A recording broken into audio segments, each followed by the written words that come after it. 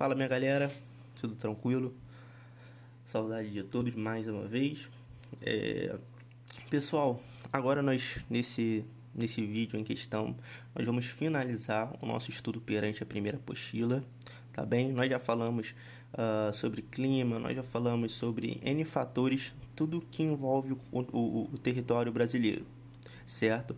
E agora nós temos que falar sobre a vegetação e os domínios de natureza do Brasil. Professor, o que são domínios de natureza?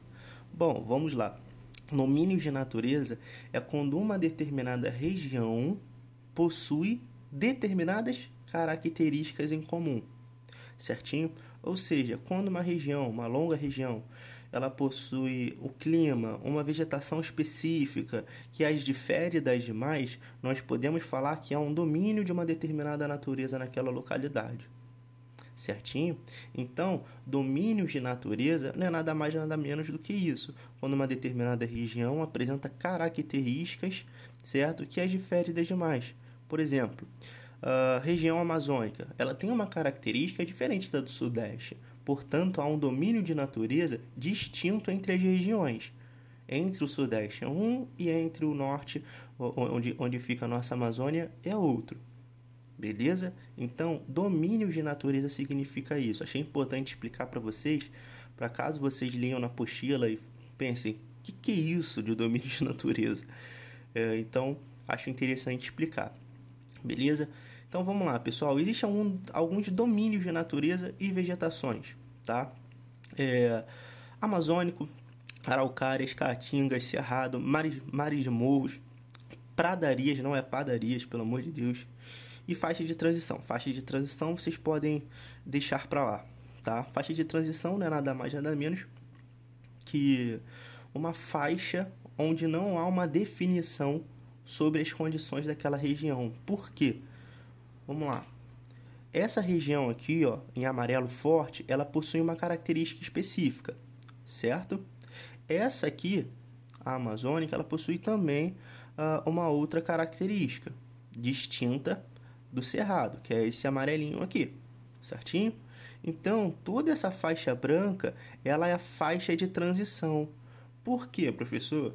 Porque ela não tem uma característica própria, beleza? Ela possui características tanto do cerrado brasileiro, quanto também do domínio amazônico. Beleza, galera? Então, faixa de transição é isso. Vamos lá. Já falamos sobre o domínio de natureza, já falamos sobre a faixa de transição. Agora nós vamos abordar todos esses pontos aqui. Vamos lá. O domínio amazônico, galera. O domínio amazônico, ele é conhecido justamente por conter a floresta amazônica, que possui a vegetação da Amazônia, é a maior floresta do mundo, é a floresta equatorial. A vegetação da Amazônia, ela também é chamada de floresta equatorial. Beleza? Por que floresta equatorial, professor? Justamente por conta da sua localidade. Tá? Está na apostilinha de vocês, muito bem explicadinho. Justamente por conta da sua localidade. Ela se possui próxima à linha do Equador. Beleza? Então, floresta equatorial se dá por conta justamente dessa proximidade da floresta com a linha do Equador. Fora também que ocorre o clima. O clima equatorial é o que, de fato, sustenta a presença dessa floresta, certo? Então, automaticamente, nós temos esse nome, beleza? Então, pessoal, características dessa vegetação específica que ocorre nesse domínio.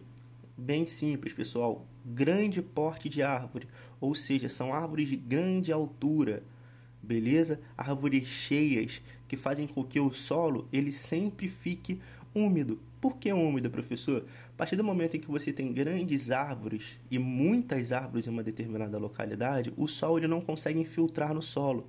Portanto, o solo sempre permanece úmido. E isso faz com que automaticamente seja um solo bom, certo? Seja um solo que de fato vá reproduzir. São características que colocam o solo produtivo, que fazem do solo produtivo. Então, o domínio amazônico eu achei importante destacar também para vocês justamente por conta disso. Outro ponto importante que vocês necessitam saber são de fatores que influenciam a vegetação de uma região. Como nós estamos falando de vegetação, de domínio da natureza, automaticamente nós temos que saber esses fatores. Galera, os fatores que influenciam isso não está aqui na apostila, se eu não me engano, mas os fatores que influenciam a vegetação de uma localidade é o solo, para saber se, obviamente, se o solo é fértil, se não é fértil, certinho? E uma coisa muito importante, o clima. O clima é o que mais conta para a formação de uma floresta, certo? Para a formação de uma vegetação. Se nós temos um solo extremamente fértil, como ocorre até mesmo no Nordeste brasileiro, mas nós temos um clima seco, um clima de pouca chuva, poucas plantas conseguem sobreviver àquela determinada localidade. Beleza?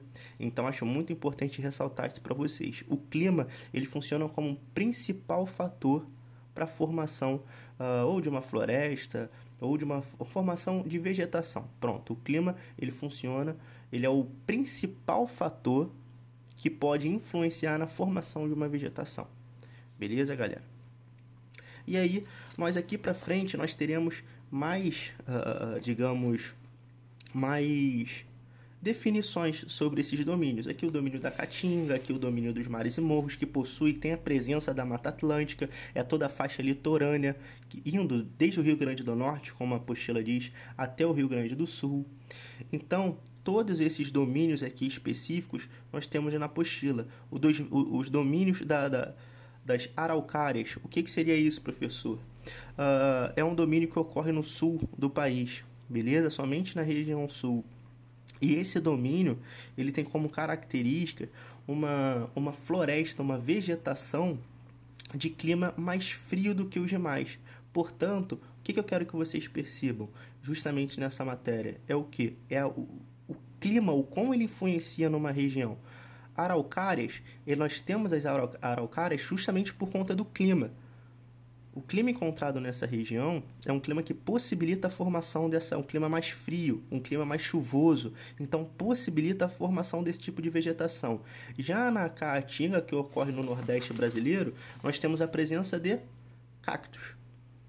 Por que cactos, professor? Porque é um clima extremamente seco. E isso faz com que a vegetação não consiga se desenvolver. Apenas plantas, certinho, que conseguem armazenar água e assim permanecer durante um longo período. Então, pessoal, quero que vocês, por gentileza, leiam o domínio do Cerrado, o domínio da Caatinga. Deixa eu falar as páginas para vocês, porque fica mais fácil. Página 47, 48, 49 e 50. São todos os domínios, beleza? Aqui nós vamos finalizar com o domínio das pradarias. Bem simples também, galera. Pradarias também não há problema algum.